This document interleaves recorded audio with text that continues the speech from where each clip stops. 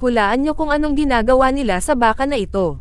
Ginagamit nila ang baka bilang pain para maakit ang hindi kilalang halimaw sa lawa.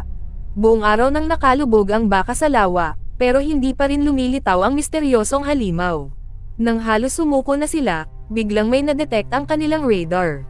Hawak ng mahigpit ng lahat ang kanilang mga sandata, halatang kabado silang lahat. Sa tubig, may malaking nilalang na dahan-daang lumalapit sa baka. Ramdam ng baka ang panganib kaya't nagpupumilit itong bumalik sa pampang. Ang kwento ay nagsimula ilang araw na ang nakalipas, nang 2 pulis ang nag-iimbestiga sa kaso ng mga nawawala sa lawa. Para sa investigasyon, nagsuot ng diving suit ang isa sa kanila at sumisid sa ilalim ng tubig. Sa ilalim ng lawa, natuklasan niya ang isang malaking kuweba. Nilapitan niya ito para tingnan, ngunit biglang hinayla siya ng misteryosong nilalang. Nagpupumilit siyang umahan, pero mabilis siyang hinihila pabalik sa ilalim. Nang makabalik siya sa ibabaw, doon lang napagtanto ni Hank na may mali.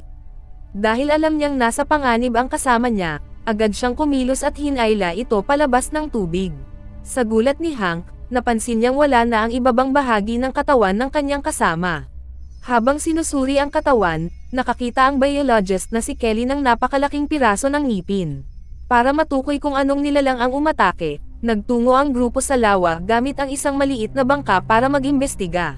Una nilang inilagay ang sonar device sa tubig, tapos ilan sa kanila ang sumisid para maghanap. Sa ilalim ng lawa, natagpuan ng mga diver ang mga labi ng hayop. Samantala, ang mga nasa bangka naman ay nag-oobserba sa ibabaw ng tubig. Bigla na lang na parang may humila sa anchor ng bangka, at aksidenteng nahulog si Kelly sa tubig. Isa sa mga pulis ang agad na pumutol ng lubid ng anchor at sabay hinayla ang lahat pabalik sa bangka.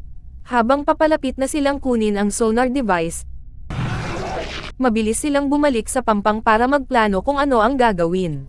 Bigla, isang brown bear ang sumugod mula sa kagubatan at umatake kay Hector. Agad niyang naiwasan ang atake, ngunit biglang lumitaw ang isang napakalaking buwaya at kinain ang oso sa isang kagat lamang. Nabigla ang lahat sa kanilang nakita, ang halimaw pala ay isang higanteng buwaya na hindi bababa sa 30 talampakan ang haba.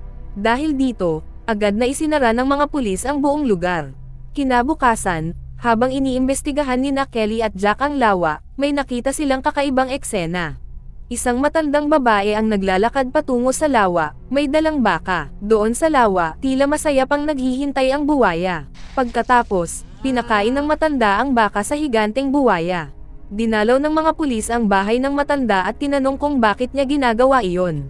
Ipinagtapat ng matanda na matagal na niyang pinapakain ang buwaya na parang alaga. Araw-araw daw siyang nagpapakain ng baka sa buwaya, kaya ito lumaki ng husto. Nang tanungin tungkol sa kanyang asawa, nagsiwalat siya ng nakakagulat na sikreto. Ilang taon na ang nakalipas, nagkamali siya ng desisyon na nagdulot ng pagkamatay ng kanyang asawa, kinain ito ng buwaya. Ngunit hindi niya tinawagan ang mga pulis noon dahil natatakot siyang patayin nila ang buwaya kapag natuklasan ito.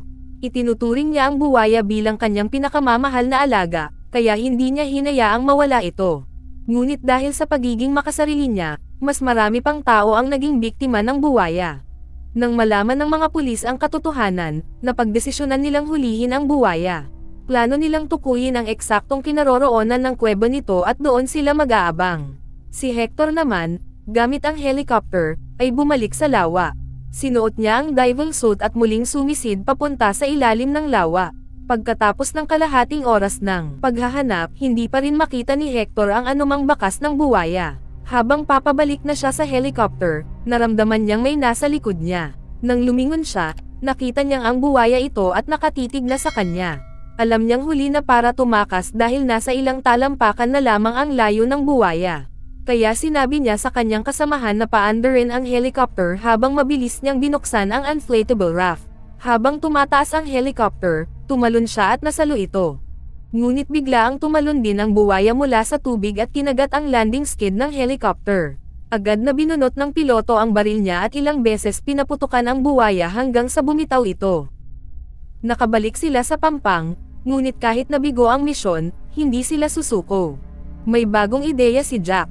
Gagamit sila ng baka na nakasabit sa helicopter bilang pain para akitin ang buwaya papunta sa pampang, at pagkatapos ay tatamaan ito ng tranquilizer gun upang pahinin. Isang buong araw silang naghintay, ngunit hindi lumitaw ang buwaya. Nang halos sumuko na ang lahat, biglang may nakita ang radar. Dahan-daang papalapit ang buwaya sa baka. Habang dinadala ng piloto ang baka papunta sa pampang, biglang sinunggaban ng buwaya ang baka. Napakalakas ng buwaya kaya nawalan ng balanse ang helicopter at bumagsak ito sa lawa kasama ang baka.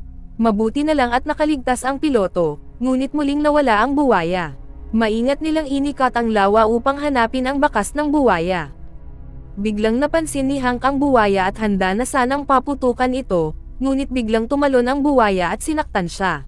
Sumugod ang buwaya papunta sa mga tao sa pampang kaya mabilis silang pumasok sa mga sasakyan para tumakas. Sa kasamaang palad, nadulas si Kelly at nahulog mula sa sasakyan. Hinampos siya ng buntot ng buwaya at napalutang siya papunta sa lawa. Sinabihan ni Hector si Kelly na lumangoy papunta sa helicopter habang sinusundan siya ng buwaya. Hindi inaasahan, naipit ang paa niya sa mga baging sa ilalim ng tubig. Nang malapit ng kagatin siya ng buwaya, nagtago si Kelly sa likod ng isang puno, na siyang nagharang sa atake ng buwaya. Sinamantala niya ang pagkakataon para makatakas, at hinayla siya ni Hector palabas ng tubig. Ngunit makalipas lang ang ilang segundo, tumalon muli ang buwaya mula sa tubig at umatake. Sa pagkakataong ito, naipit ang buwaya sa helicopter. Kasabay nito, nagsimula nang yumapekto ang pampatulog na gamot. Matapos magpumiglas ng ilang sandali, nawalan ng malay ang buwaya. Balak nilang alagaan ang buwaya para magamit sa pananaliksik. Ngunit hindi nila alam na ang matandang babae ay may bago na namang mga alagang hayop. Salamat sa panonood. Mag-subscribe na kung hindi ka pa nakasubscribe, pindutin na rin ang notification bell at like button para sa marami pang movie recap katulad nito, at mag-iwan ng comment down below. And as always, thank you for watching.